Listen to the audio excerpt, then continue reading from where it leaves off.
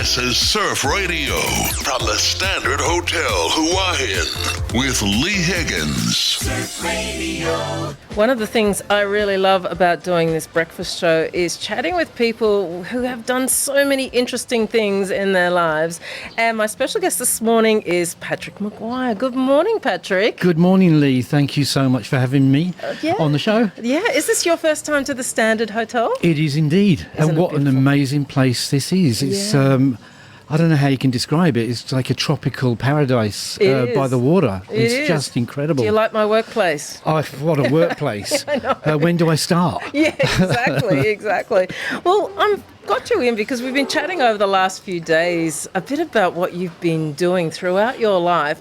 And I'm just going to say this up front. Man, you've done a lot of things. Wow. Thank you. I mean, I think I'm an example of what happens when you say yes to everything. Good on you. Yeah. So tell us a little bit about yourself. Where were you born? Let's go right back to the beginning. Oh, that's a long time. How long have we got here?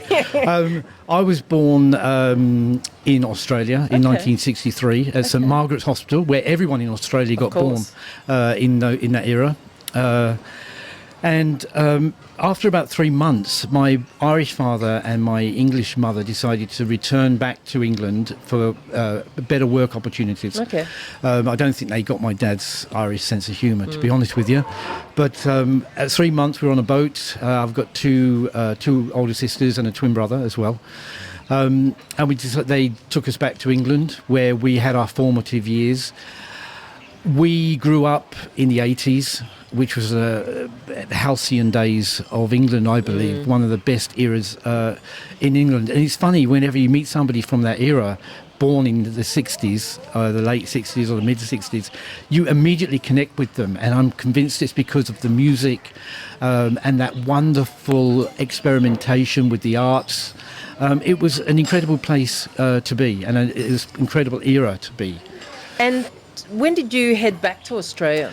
I came back when I was 21. I just finished, don't laugh, I finished dance training. Dance training? Yeah. What do you mean? I trained as a ballet dancer in Covent Garden during the 80s. Sorry, I just have to stop you there. What did you go? Was that something that you always dreamed that you wanted to do? I was my yes, it was, because I love music. Right. I love athleticism. Yeah. I was an athlete. Right. And I could move to music pretty well in the disco scene. Yeah. I'd do backflips on the dance floor, and before long I got noticed and was offered 2 scholarships to do different schools in Covent Garden. Wow, well done. So I fulfilled that, but then at 21 I decided to come back to my roots here in Australia. Yes. And went into the fitness industry. Right. And then I got a job working at Club Med in Phuket as a sports coordinator. Right. And choreographer for shows on the beach. And I spent a couple of years in Phuket, back in the time when it was innocent, if I may say so. Yeah, you can. It wasn't as popular as it is now. There was a peace and a quiet that the locals generated. And how long did you do that for? A couple of years. Okay. And then I came back, entered a competition to find the fittest man in Sydney. Yes. Won that. And it's all. I've got evidence. There is evidence to all this. I think there's evidence about everything now. Are you getting tired just listening to me? No, not at all. Not at all. And then I also auditioned for a dance company called the Merrill Tankard Dance Theatre Company. It was an audition that was held for people around the world to come and audition for this company in Canberra, based by a choreographer called Merrill Tankard. And I was one of 6 people who got a role.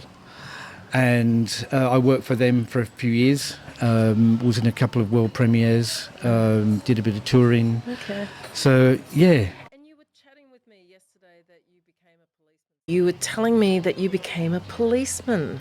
How did all of that transpire? I don't know. I think I was drinking at the time when I made the decision. It is a bizarre transition. But if you remember Torval and Dean, the ice skaters, he was a policeman too. Oh, yes, so, he was yeah, too. Yeah, he was. I've always... So we won't hold that against you or him now. Definitely, many have. Yes. I've always harboured this desire to want to be a policeman, not to arrest people and to do that sort of thing and have a gun. It was mainly to help people, to be there as a protector, if you like. And I decided to do my HSC because I had O-levels at the time from England. And yes, because this is back now in Australia, back in you? Australia, yeah, in the early 90s, long time ago. And studied my HSC in a garage where we were living at the time with 2 young children. And got through that, then applied. First application was rejected. Yeah, didn't dance hard enough. Well, you know what I mean. It's like I'm convinced they heard about it. We cannot have a dancer in our force. It's just not manly enough. Yes. But and then a year later, I reapplied and got in, Yes. and ended up in Goulburn.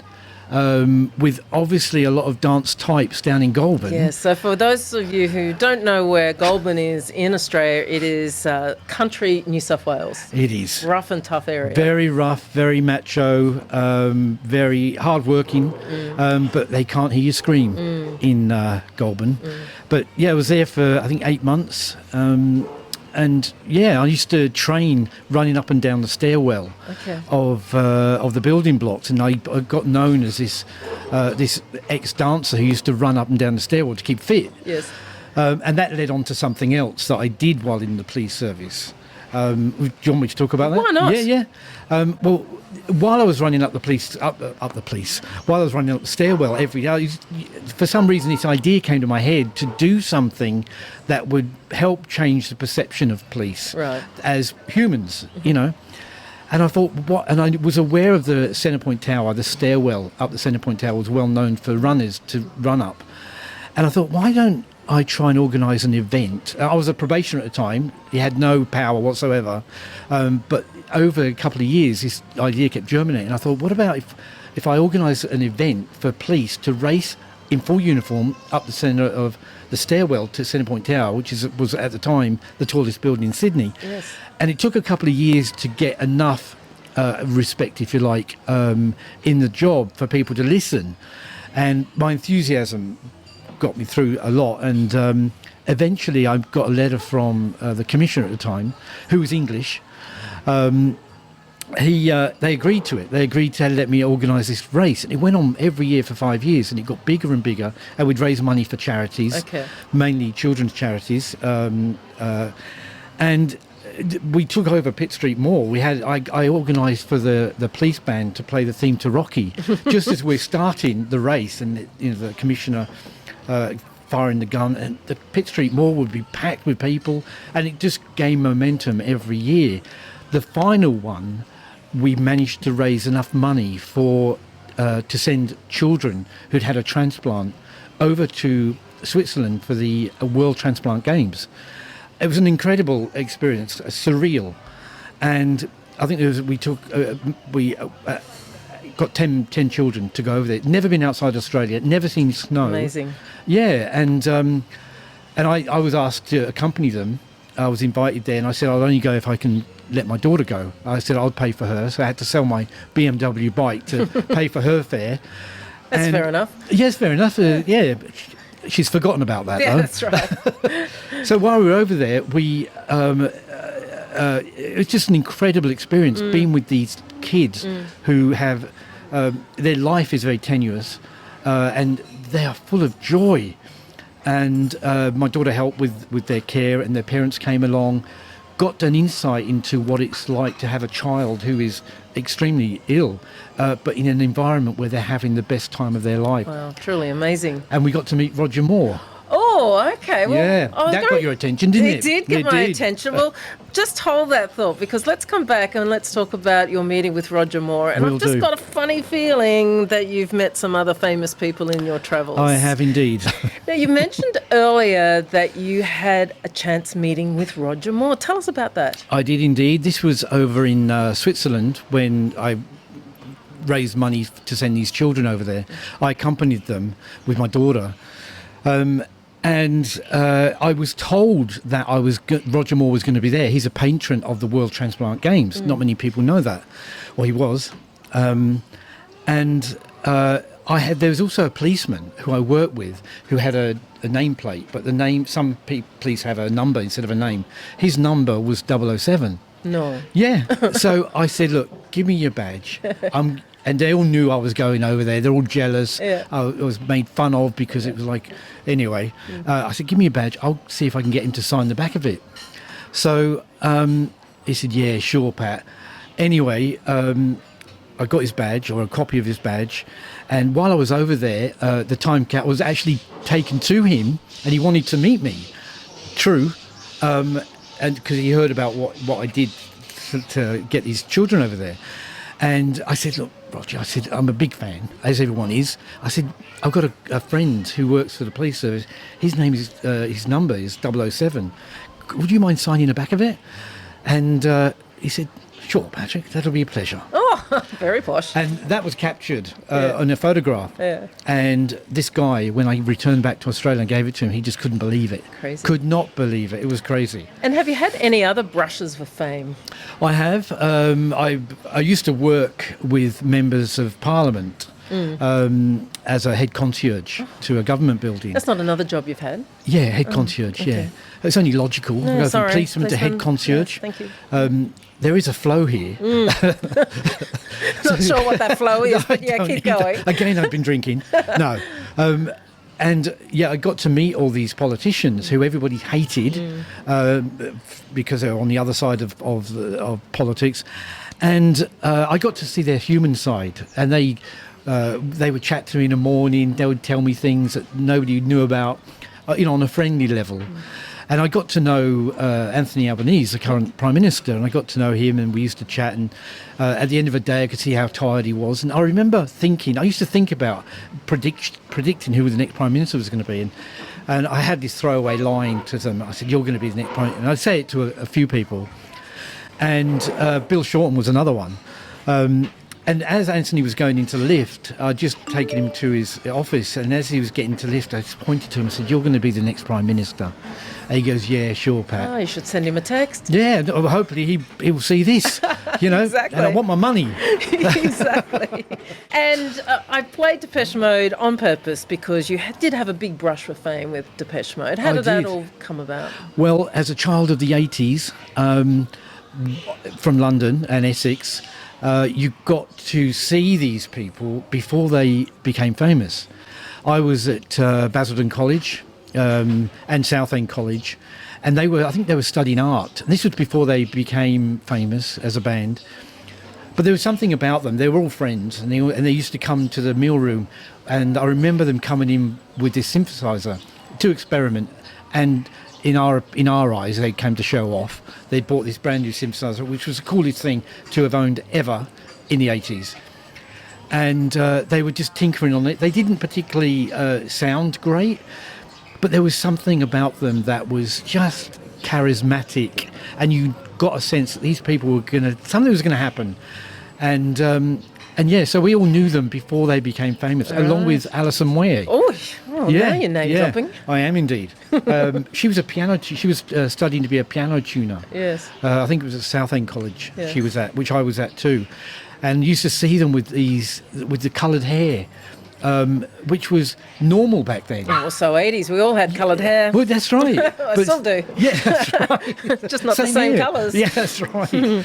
But it was amazing to witness this seismic shift in culture and music, and to witness it. It got inside you. And whenever you meet somebody from the 80s, you have this unspoken thing going on about, yeah, we witnessed it too. So you're a big surf radio fan, I know that, because Huge. you comment on our posts and connect with us. So tell us how that journey started. Driving from the airport down to my place at Wahin, I found you by accident, just, channel surfing, and you were playing Depeche Mode. Oh no. And I just thought, what is going on? I've come all the way. It's like I've gone back in time to the 80s. Yes. But the thing is, the beauty of this show that I discovered while I was driving was that it was like the 80s too, like the sequel. It's not like you're playing dusty music and, it's nostalgic. I was listening and finding that you bring new life to this great music, and modern and 80s as well. And I thought, this is a place I want to live. And you now reside between Australia and Hua Hin, is that right? Yeah. A bit of a strange story there, because while I bought this place in Hua Hin, a condo there on the beach, and while I was here, like I spent a month here, I was also paying rent in Sydney. So, and I own that place, but having this rent in Sydney was like having a big mortgage. So I thought, I've got to do something about this. I can't afford this money to be going out. How do I circumnavigate this? And the cost of living crisis in Sydney is serious, and it is real, and it affected me as well. So I thought, I'm going to get a mobile home and live in a mobile home. Why not? Yeah, so I bought a Mercedes Sprinter that was fully decked out. It's got a stove, a fridge, TV, microwave, air conditioning. It is an incredible vehicle. And you can be parked anywhere because it's the right size. And I gave up my lease, and now you're travelling around. I've got the money to travel around. Good on you. Good on you. Well, thank you so much this morning, Patrick, for coming in and chatting with us. It's been a real pleasure. Pleasure to meet you too. And find out all your stories. I'm sure there is lots of other stories that haven't got out this morning, but no doubt you can come back and chat with us again about a few other things. It'll be a joy. It'll be a joy. No, thank you very much, Patrick. Thank you so much. Good luck in living here and in Australia as well. And hope to see you. It's an amazing adventure, amazing adventure every single day. I think you are the ultimate in living life to its fullest, I think. Possibly. I think you could be on something. It could be the name of my book. 2 names. Yeah, that's right. The sequel. Yeah, the sequel. Okay, Patrick, thank you. Good morning. Thank you. We are Surf Radio.